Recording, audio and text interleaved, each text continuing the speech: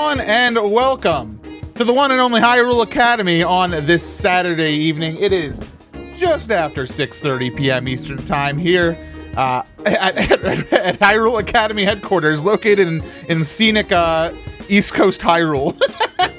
I hope you're all doing well. That first song you heard tonight, that was Solidus Cave from Hyrule Warriors. Sorry, I'm turning down my monitor. The background music's so loud in my ears, and I'm rocking to it, and I need to chill.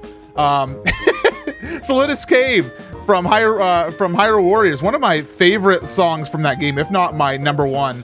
It's a song that's like completely original to the game that I didn't know I would love so much, but the second I started rocking out to like the horns and stuff, I'm in love. Anyways, hi, I'm MC. I'm your host here on the show. This is a Zelda lore and theory podcast where we have a subject every single month and we discuss it here live on the show. And we're going to have a lot of fun today. We have a special guest, omgitsmonika. She'll be joining us here in our second segment. But for right now, I want to tell you a little bit about our subject of the day, if that's all right with you. It better be, because I'm going to do it anyway. Today, we're going to be discussing Darunia, who is the Sage of Fire as seen in The Legend of Zelda Ocarina of Time. Of course, everybody's favorite Zelda game. Everybody's. There's no single person who doesn't like Ocarina of Time number one. That's an exaggeration, but it's one of those games that like sits on the top of people's list no matter like when they came into the Zelda series. There's people who are starting to play Zelda now that'll get into Ocarina of Time and just consider it their favorite, which I think is a testament to how it holds up.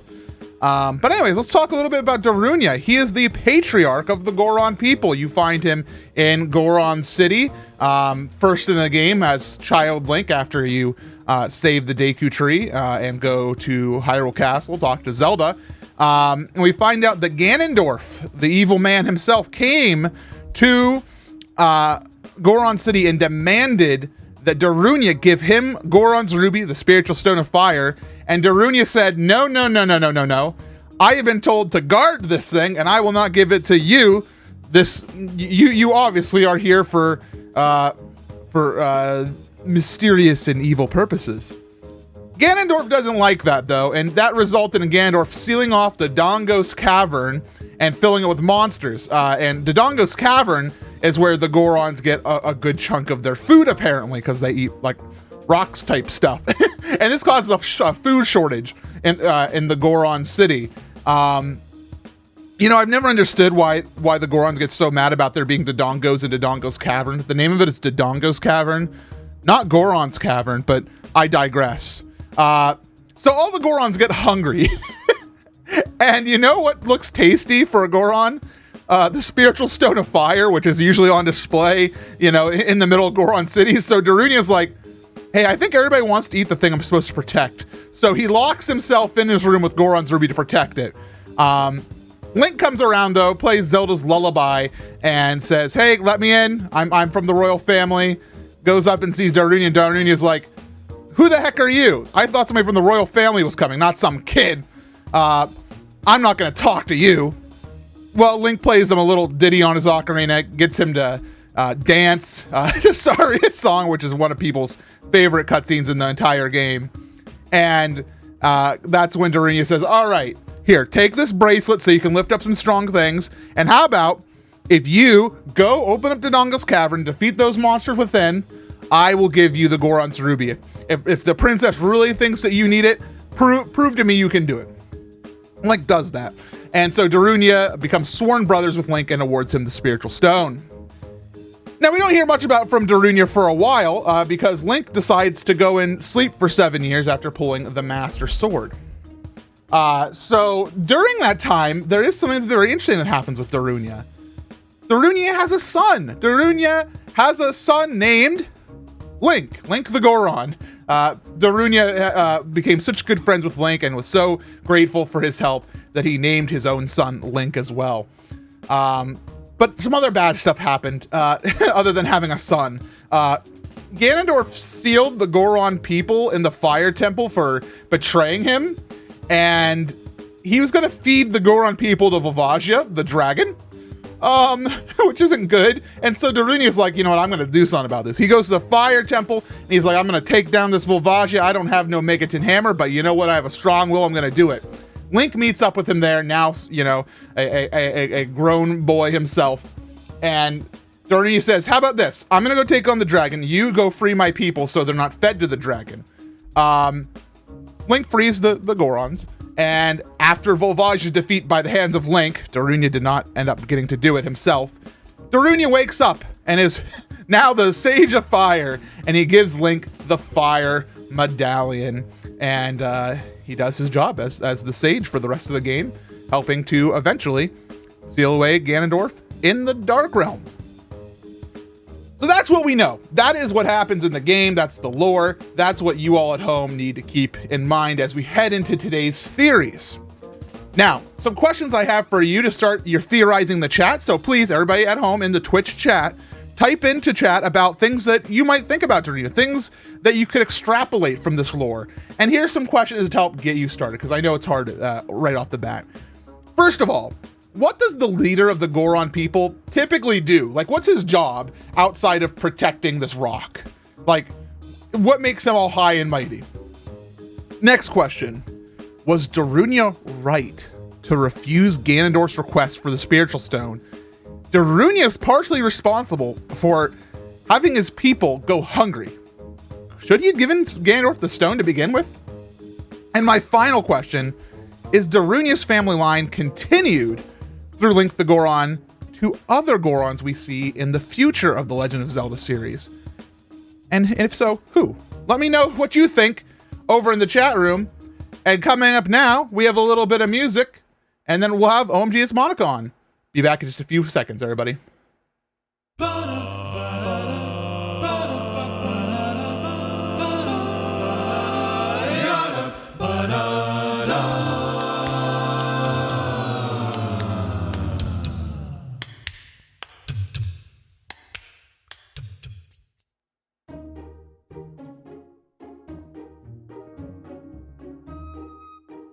Welcome back, everybody, to Hyrule Academy. I hope you all enjoyed that song. That was Goron Village a cappella. And some people in chat really love that one. That's by Patrick Dunavant. Pronunciation may vary. From the Fate, a tribute to Majora's Mask album. Absolutely amazing album. I recommend you all check it out, pick it up.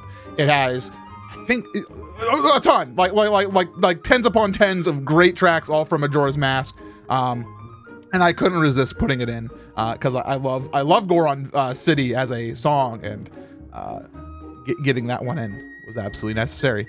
Anyway, everybody, I'd like to welcome to the show the very wonderful, the very amazing omgitsmonika. Hey, howdy! Thanks for having me, MC. Of course, thank you for being here on your Saturday. Is everything going all right up in Canada land? Oh yeah, I was blown away. I was hanging out with Hipster, and I figured that it's hotter here in Canada than where he lives, and he lives much more south than I do. Oh, how hot is it up there right now? Oh, get your Celsius calculators out. I looked it out up in freedom degrees. All right. Yes. Okay, I'll give it to you. I'll give it to you in Celsius, and then you can give me an educated guess of what you think it might be in freedom degrees. Okay. Okay, I'm ready. A mini game. I'm ready. Okay. It was 32 Celsius today. That's like, is that like close to 90? Yeah, it's like 92 or something ridiculous in freedom degrees. Yeah, because I was actually thinking about the other day. I was talking to a streamer who was complaining that it was like 29 in his office, like while he was streaming, and I was like, get air conditioning. You can't do this. I should have put on the air conditioning because I closed my window because the neighborhood kids were wildin' and I didn't want screams in the background, but yeah. I appreciate that commitment to quality. So a few questions for you. First of all, when did you first find Hyrule Academy? Because you've been involved with the show for a dang long time now. Yeah, I looked it up. I was very curious, and I think like the first episode I remember typing about was the Bokoblin episode, or King Bulblin. King Bulblin was the first one I remember. I think like somewhere around 2014, I started listening to it. And then that's funny because like I only was just nerding out and lore theories all the time. And I didn't even find out Zeldathon was a thing until like 2017. Yeah, you first came into the Zeldathon community because of Hyrule Academy, which is really fun. Yeah. Were you a Zelda theorist before that point? Like, were you into the lore of it, or were you just kind of a casual Zelda fan? What was your relationship with that? Oh, for sure. I was into the lore. I really loved learning about just like all the side characters and going through and just talking to every single NPC. I was one of those for sure. Mm-hmm. Gobbled that up as a kid. That's good. I've always been a fan of the subtext in Zelda games because I think a lot of people will take a Zelda game and say, oh, its story is only X deep, and they'll look at only like the main story cutscenes. But some of the best world building in The Legend of Zelda, and what makes these episodes so fun to do, is when you can bring up that elusive piece of knowledge that's in like a random book in Hyrule Castle and Breath of the Wild. I think that's the most fun stuff. And just like the fact that they put that level of attention to detail in all the games too. So like it's what gets nerds like us going. Right, and especially because we're also luck out as Zelda fans because this is a questionable definition of luck out, because Nintendo loves to give us lots of like cool lore and stuff, but they also leave a lot up in the air, which lets us have a show like this. Some communities they demand all the lore to be spelled out for them. Nintendo, they give us exactly only what they want, and I think it's fun. I think it's good for that. Yeah, it lets people be creative, and I really like that. And like that's what I love about the series, because they only give you little bits. I don't know. I think they don't want to spend the time fleshing it out and keeping everything like, I don't know, on their terms. I think they like that fans get involved and want to talk about it. Absolutely. So, one other question. What have you been playing lately? Anything, Zelda or otherwise? Yeah, actually, last weekend I just did, I think it was a multi-world with Jamie and a few other friends. We had a good time with that. And then it hit me. I haven't read through Zelda dialogue in so long because like I've been playing multi, and like you don't have the cutscenes in those. And then earlier today I was playing my classic Left 4 Dead 2. Excellent. Overwatch as always. And then last week at the end of May I finished the first Tomb Raider reboot when I was fundraising for St. Jude's. Oh, congratulations. I haven't actually I haven't been in that one. That I got it, and I really want to get into Tomb Raider. It seems like a great series for a Zelda fan, especially because of the adventure aspect of it. But I haven't really gone that deep into it, so I maybe I'll give it another shot soon. Maybe you've inspired me a little bit. Yeah, I was gonna say I think you would love that one just because it's so cool if you're like a nerd of lore and stuff like that, because you do get the Lara Croft lore. They get a lot more into her story in like the third one of the series. Mm-hmm. But what I love about those games is you pick up documents, and they actually consulted historians when they're making the game, so you get to learn actual Japanese history and like some folklore and stuff excellent. In the first one. Yeah, you'd love it. I'll have to give it a shot. Now, on subject for today's episode, do you have any feelings about Darunia the Sage of Fire? What do you think of him as a character? I think he is awesome, and I like that he made the hard call of locking himself in there so people wouldn't eat the Goron root. Like he knew that it was important, and he knew that it's the treasure of the people, and that kind of gets into your first question about him being the ruler of the people, but also kind of a diplomat figure, I think, to the rest of Hyrule. Yeah, there were some things already brought up in chat that I'm sure we can discuss a little bit more about, the King of Hyrule being his sworn brother, which I didn't mention in my initial lore segment, but I think that's another very important piece of what makes Darunia so unique amongst the Gorons. Absolutely. So, anything else you're thinking about him right now? Any like big theories you have on the top of your head right now? I guess my biggest theory that I have is maybe like there was some conflict with the Gorons and another group of people, and the king kind of helped out the Gorons, and that's why he's referred to as a sworn brother. And maybe that ended with then in turn the Gorons working more with different regions of Hyrule as well, because we know that at least in Twilight Princess we see them mining and doing stuff like, and actually Breath of the Wild 2 as well. So then you have to think, like, are they the ones providing metals for smithing and swords and stuff? Are they maybe providing metals and stuff like that to help give weapons to the Hyrule army? Is there something going on there? Yeah, there's a lot to think about. Yeah, absolutely. I think we're really going to get into it, and I think that now's a good time to let the chat continue their discussions, and we'll hide into the shadows and let some music play. How about that? Sounds great. Yeah. All right, everybody. We'll be back with more Hyrule Academy in just a few moments.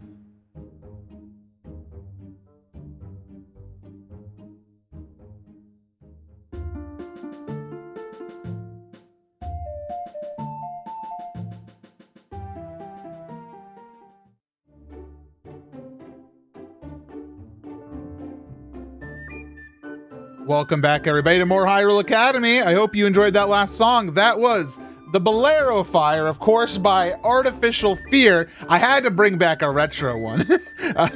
Let's go. Artificial Fear's music is honestly like some of the most classic VGM covers I can think of out there. And it's been exciting because he's done a couple stuff since, like in more modern times in collaborations, which has been nice to hear him back in action. So yeah, Monica, I noticed in the chat you were talking about you were diving into a little bit of almost why Darunia was had a son, which I thought that was really exciting. So do you want to explain that to the audience? Yeah, for sure. I think Darunia probably wanted to ensure there was at least one Goron who was able to look beyond like just hunger, and like someone who was able to make sacrifices like that for the good of the Gorons as a whole. And I think that was why he adopted Link, or that's why Link is there. And I definitely think, obviously we don't know how Gorons go about having more Gorons, but I think that's the important value. And I absolutely think that is passed down within chiefs of the Goron. I was really intrigued by what Captain Trina was saying, though, is how is the Goron chief determined? Is it a test of strength? And I definitely do kind of agree with that and think that something like that would be very likely. Just thinking back to Twilight Princess and how the Gorons only stopped attacking Link in that one after he won the wrestling match against the chief. Ooh, there. That's a very fair point. Very good point. Huh. That's something to think about. And I think that's going to help keep the chat going here for a little bit through our pop quiz. So Monica, I'm going to ask you to refrain from answering because you have the answer sheet in front of you. But what do you think of today's questions? Do you think they're good questions? I looked at the question to the first question and I had no idea the answer anyways. And the second one I popped off. That's a fun one. All right. Yeah.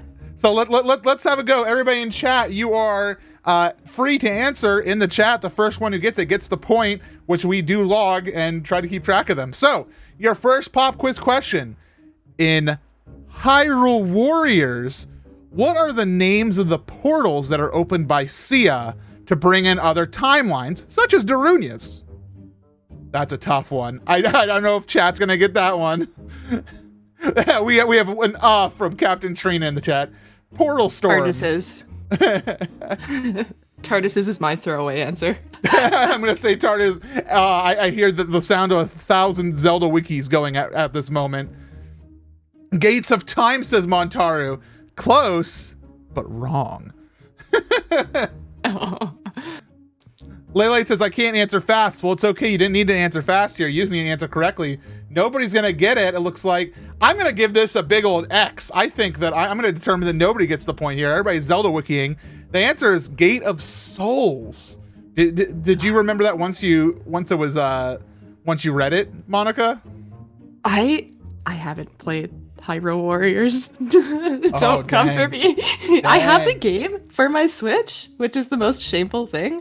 I'll post a picture of that, and then afterwards I'll post a picture of that, and then the notes that I wrote out the theories in advance for the time shift episode or the time shift stone episode. I was dedicated. That was a good episode. That one was so fun. But yeah, I had no idea. All right, chat. To make up for that point that you didn't get, we have an opportunity now for 1, 2, 3, 4, 5, 6 points to be awarded. I will give them for everybody who gets an individual one here. In a glitchless playthrough of The Legend of Zelda Ocarina of Time, it is required to play Zelda's Lullaby to enter Darunia's room. Where else is it required to beat the game? As in, where are the required instances of playing Zelda's Lullaby?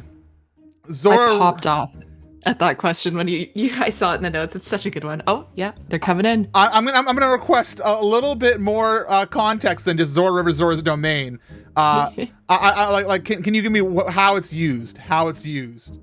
I need how it's used, everybody, not just names on the ocarina. No. Opening the waterfall. That's what I'll take. I'll take that, Dark. Opening the waterfall.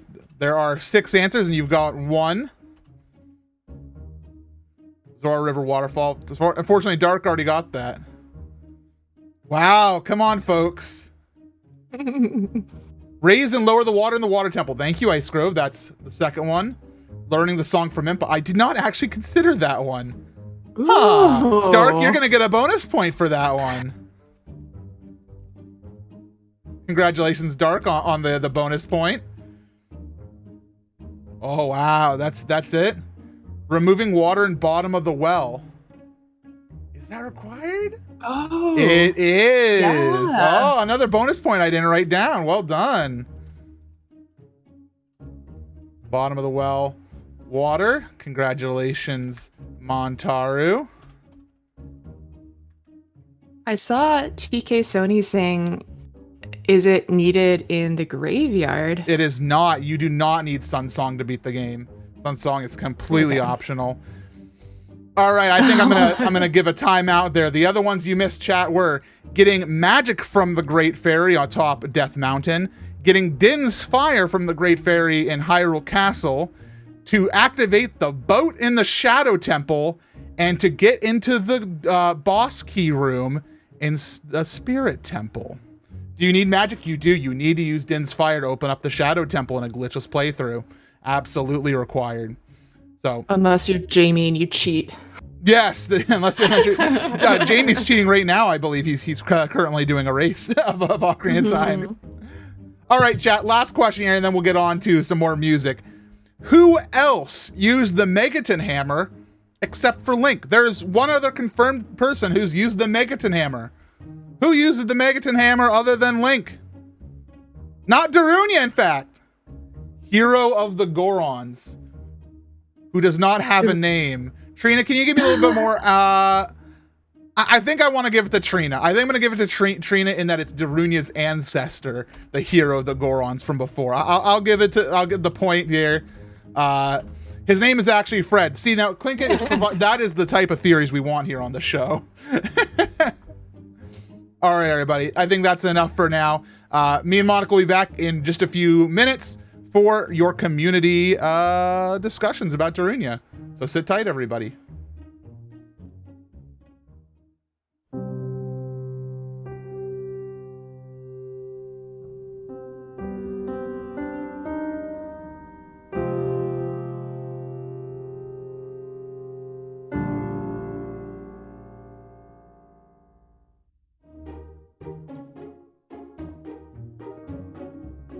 Welcome back, one and all, to Hyrule Academy. I hope you've all enjoyed that last song. That was Feast of the Fire Dragon by Wayne Strange from the Hero of Time album. I listened to that one before today's episode, and I was like, I have to put it in. It's such a good version of the Volvagia battle. I could not resist. Monica, we've had a lot of amazing discussions in the chat today. In fact, I think as usual, in my opinion, what happens usually in Hyrule Academy is my favorite type of things are brought up right before this segment. I feel like it always ends up in chat right now. Have you seen anything that you've been particularly excited about? I liked what Hapablon said. I don't know if other important Gorons are necessarily related to Darunia. I think he's just a respected figure in his time. and the other Gorons are the same thing in theirs. And they don't have to be related. I absolutely really do agree with that. And I think that's what I was getting at when I was saying Darunia just wanted to be sure those morals and values were passed down. And I was thinking of this a bit more too. And I thought it's similar with the new Deku tree. The seedling or sapling coming in after the old one had died. Yeah. Yeah, just a figure like that to look out for the clan or tribe or group as a whole, and like someone to make sure that they're always looked after. Yeah, and some other people mentioned that in the chat. I actually did not write this name down, so if this was you, I apologize. Someone said, I guess the chieftain is just a respected individual whose role is to negotiate with other races. And it could be a combination of strength, diplomatic skills, and willingness to do the job. You mentioned, how Link has to sumo wrestle in Twilight Princess to earn the respect of the Gorons. I think that is very true of probably how they choose a leader. They choose based on their qualifications. Probably not exclusively sumo wrestling. I'm sure that's maybe a part of it, but I'm sure that they judge that willingly. And I think that it could be very much that way. I think that it's unlike something like the Zora, where they are obviously into royalty and the family line. It's interesting. I laughed out loud. Shasta, I think it was, said they're the Klingons of Zelda. I popped off. I'm not a Star Trek fan. I need to get into that's Star Trek, right? Oh God. Oh yeah, Star Trek. Oh my God. I know what episode to make you watch first. You need to watch Darmok, When the Walls Fell. Anyone who's a Trekkie here will pop off that I tell you that one. That's the one that I made. Can you write it down in our Discord chat? I want to watch it. Yeah. Okay. Yeah, thank you. It's so good. Okay, but yeah, fully agreed. They definitely seem to be someone who, like, I think you would see a lot more change of leadership in the Gorons than you would in other groups in Zelda. I guess not necessarily the Gerudo, but yeah, that's something I definitely think about them. Yeah, and obviously, like you mentioned, it as per discussion of the Gorons usually goes, there's discussion of their reproduction. Lele was like, I don't know if I should be asking this, but how exactly do they reproduce? And we have people who like Baba Kilu, who mentioned that they reproduce probably asexually, or if somebody said they kind of bud, where they'll split, a part of them splits off and kind of grows into a new Goron, or maybe somebody said that they're kind of like Cabbage Patch Kids, or they kind of just appear with, and I think that makes a lot of sense. Where in an instance of Link the Goron, the Darunia's son, it could be an instance of a Goron comes rolling out of the ground and Darunia decides to take him under his wing, kind of more of an adopted son situation. There isn't actually a, you are specifically my offspring type of thing. Agreed. It does get a little interesting because there are instances of Yunobo being a descendant of Daruk. But so it might be something more like where they split off. I think it's somewhere between splitting off and just randomly ascending from the ground and having more of an adoption system. I think I agree with that too. Yeah, it seems like the right way to go.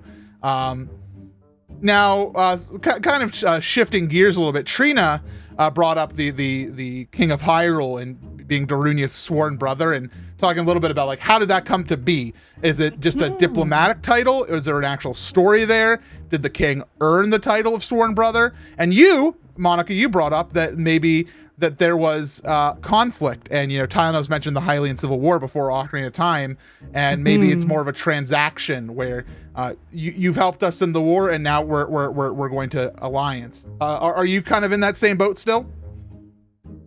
I think so. I definitely think there's something there in the story, and I didn't even think of that until Trina asked, why did he get that title?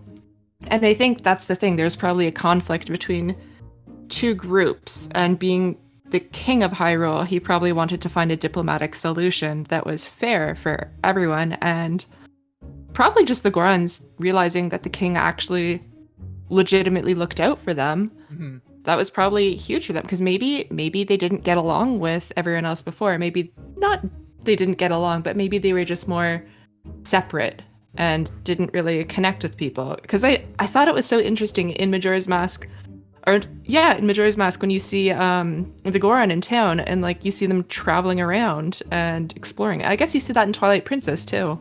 The Goron are very much a very proud, almost hermit-like type of people. So I imagine that it was brought up about the issue in Ocarina of Time where it's a issue of like do we give in to Ganondorf's requests, and specifically Darunia says this is a Goron problem, and I think that might be very indicative of how they usually have been. The Gorons have been in the past where, they say this is our problem to deal with, but maybe the king found a solution that worked from them, and so that became more of a respect thing.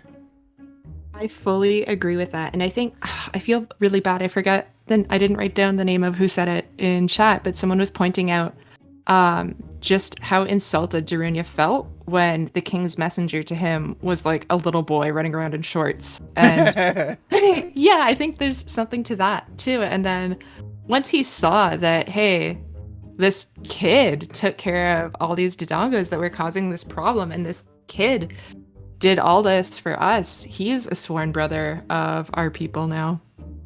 Yeah, and I mean that obviously is worthy of the title of sworn brother. I don't know what the qualifications are, but I think freeing your people from a dire hunger crisis is deserving of it. Oh, it was Montaro. Yeah, I think that was such a good point, and it really did get me thinking about that. And then it made me think about the relationship of Darunia and the king too, and like they're sworn brothers, but how close are they really? Right. I'm sure there's like Ocarina of Time is one of those games that I feel is like the most ripe for additional story and like expanded story, because there has to be more going on. I would love to see the king in Ocarina of Time, first of all, just as a character, and see more about his relationship with King Zora and Darunia, and that fateful meeting with Ganondorf. I think that there's so much excellent opportunity for lore that we don't get in that game. I just want to hear about the Civil War and what went down and who was involved. It sucks because that would be such a good Hyrule Warriors game.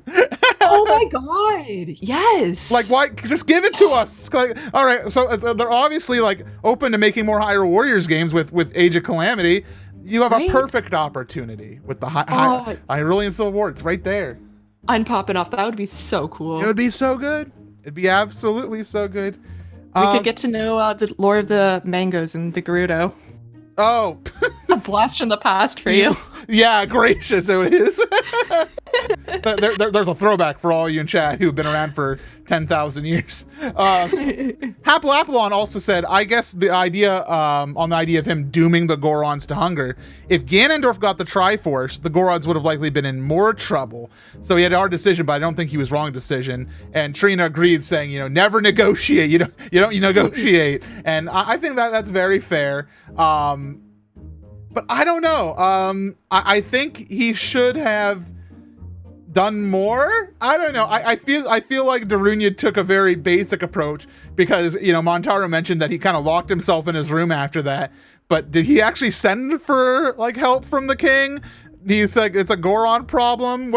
What happened there? Like, I want to know if Darunia's plan was just hide in his room until it goes away, or what. I guess he didn't want to keep it a Goron problem though, because like he was expecting some sort of king's messenger, right? That's like fair. when the door opened, it seemed like he was expecting someone, but he wasn't expecting a child. Right. So maybe he did call for help. And I fully agree. I do think it would have been worse because like look at what happened after the ruby was gone. We saw Ganondorf's henchmen lock up the Gorons and get them ready to feed to Volvagia.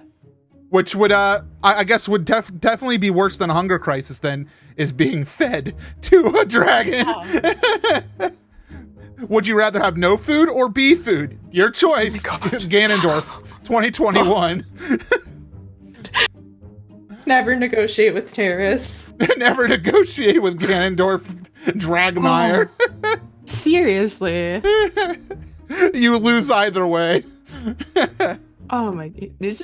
He's just a bully. Yeah, bad man. All right, everybody. We have one more quick break, and then we'll be back with our conclusions and wrap up of the episode. Be back with more Hyrule Academy.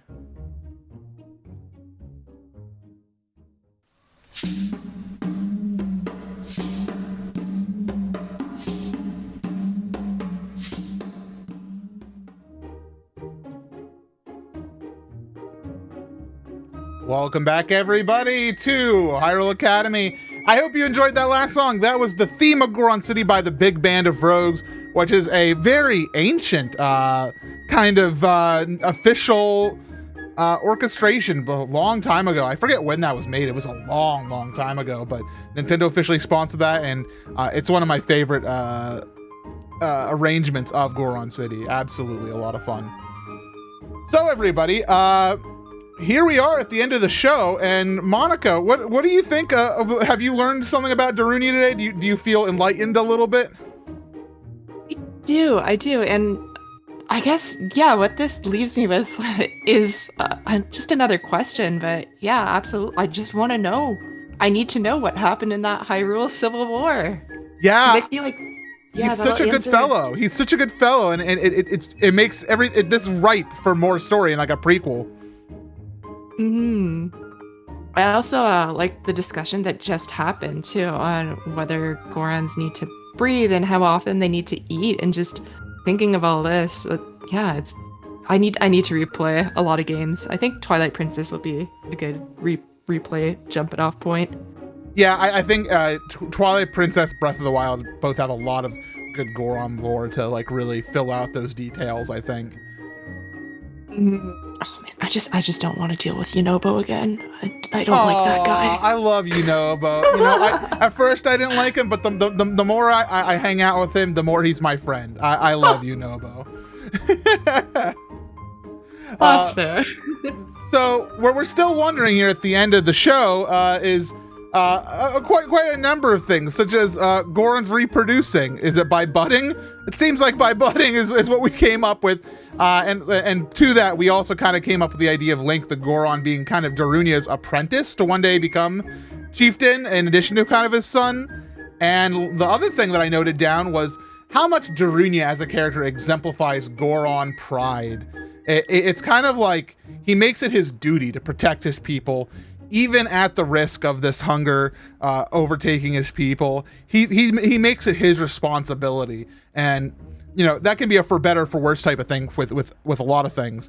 But I feel like Darunia as a character, his strength, his sometimes stubbornness, I think it's really great to have in a character, and that's why I think it'd be so good inside a prequel. I don't know, Monica. Do you agree? Oh, absolutely. And I think that's the thing, like a prequel where we get a little bit more in depth on those characters, and then we could see why Impa was assigned her role to protect the princess and preserve the Hyrule like royal timeline. I think a prequel for Ocarina of Time would be incredible and give us a lot more lore to delve into. Absolutely. And I think we're just gonna have to wait and see, because I have a feeling Nintendo won't do that. But you know what? We can always hope. That's what matters. And in the meantime, that's why we have Hyrule Academy. Fully agree with the theory of Goron's budding, by the way, because then I was thinking about it a bit more in my head, and we didn't talk at all about Gorons within the Oracle games because they're there. Oh yeah, that's true. And then you see those like rock buds in the spring and stuff, and like maybe that's like a little Cabbage Patch Goron. Cabbage Patch Goron. Waiting to bud. Oh, we need to get Build-A-Bear Workshop on Build Your Own Goron now. That'd be so cute. Oh. Anyways, Monica, thank you for being on the show today. Thank you so much for having me. This has been a blast. I'm sure we'll have you on again in the future. You're an honorary Hyrule Academy assistant professor, I do believe. Just at the wild, I remember I was in the business of rustling jimmies in the start, because I told you King Bulblin was stealing kiddos to eat them. Oh, I mean, it's a valid theory. It's the dark stuff Nintendo won't put in the game, but very well might be true. I'm here to theorize and rustle jimmies at the same time. And hopefully you continue to do that, and hopefully everybody at home continues to do that for episodes to come. In fact, next month, July 3rd at 6:30 p.m. U.S. Eastern Time, we'll be having another episode of Hyrule Academy. It'll be an episode on the Sheikah, and I think we're gonna have a really fun time with that subject because since the last time we've done Hyrule Academy, Breath of the Wild has released, so we will get to talk about the Sheikah a lot in Breath of the Wild especially. So I think that's going to be a great episode. I know, Monica, you were popping off about that before we started too. So excited. I looked in the show notes that you sent me, and I had a pop off. There's like an actual pop off. Yeah, Trina's popping off too, because there's so much we get to talk about for the Sheikah, and I cannot wait. It's going to be absolutely a fun time. And if anybody at home has any opinions on the show, anything that you think we should talk about in the future, feel free to tweet at me. I'm at SuperMCGamer on pretty much everything, including Twitter, YouTube, Twitch. And thank you to Eric Buckles for the use of the Hyrule Academy theme music that you've been hearing in the background this entire time. And thank you again, Monica, for being on the show. Thank you for having me, and thank you everyone for hanging out and theorizing with us. It's been a blast. Absolutely. And to end off today's show, we have a couple things. First of all, we're going to be doing a raid over on the Zelda Speedruns channel where the Zeldathon team's own Video James is doing a Race of Ocarina of Time randomizer. I thought we'd go give him some love today. And in addition, my friends, our ending songs are Darunia's Victory Dance from Hyrule Warriors, followed up by Artificial Fears, Volvagia. Please enjoy, everybody, and we'll be back next month with more Hyrule Academy. Thanks for listening.